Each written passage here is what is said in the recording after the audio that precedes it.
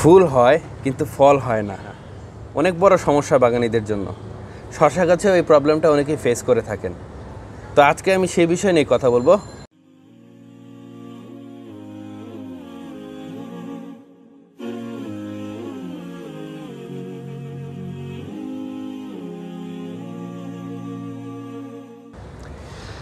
দর্শক বিন্দু, আপনারা যেই গাছটা দেখছেন এখন, সেটা মূলত আর্মেনিয়ান কিউকাম্বার। আর এই আর্মেনিয়ান কিউকাম্বারটা হলো একটা রেয়ার কিউকাম্বার বা শশার ভ্যারাইটি, যেটা আসলে মেলন প্রজাতির, কিন্তু এটা শশা হিসেবে খাওয়া হয়।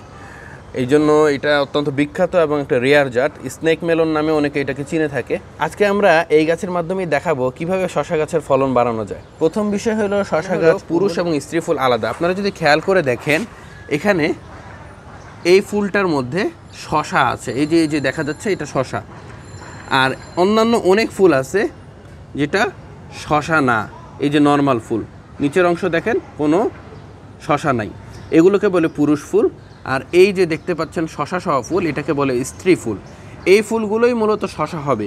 তো আপনারা যখন প্রথম দিকে দেখবেন যে প্রচুর শশা ফুল এসেছে, দেখেন গাছে কিন্তু প্রচুর ফুল আছে, কিন্তু সবগুলোই হলো পুরুষ ফুল, একটা মাত্র স্ত্রী ফুল ফুটেছে আজকে। এই জন্যে আমার ভিডিওটি করা।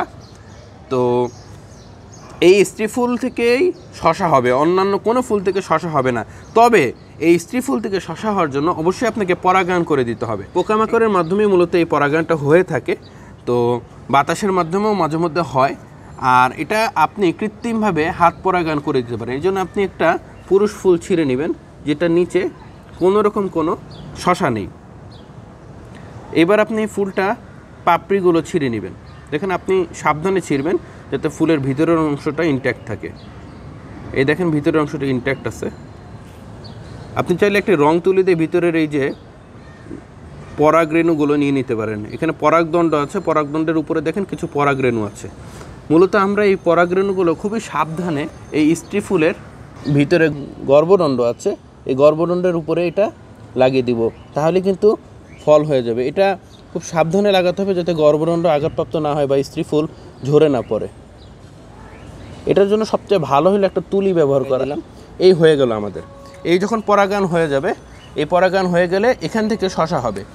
এরপরে আসি যে শশা তো হলো, শশা হওয়ার পরে শশা অনেক সময় একটু বড় হয়ে ঝরে যায়। মূলত এটা যদি আপনার পরাগায়ন নাও করতাম, একটু বড় হয়ে হলুদ হয়ে ঝরে পড়তো। তবে এটা শুধু পরাগায়ন না হওয়ার কারণেই না, এটা অনেক কারণে হয়ে থাকে। একটা কারণ হলো যে আপনার মাছি পোকার আক্রমণ হয়।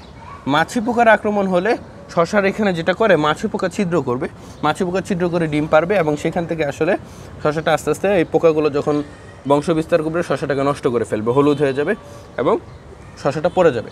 তো সেক্ষেত্রে আপনি সেক্স ফেরোমন ট্র্যাপ ইউজ করতে পারেন। সেক্স ফেরোমন ট্র্যাপ ইউজ করলে সেই মাছি পোকার পুরুষ পোকাগুলো ট্র্যাপে আকৃষ্ট হয়ে মারা যাবে, ওখানে ট্র্যাপের মধ্যে পড়ে।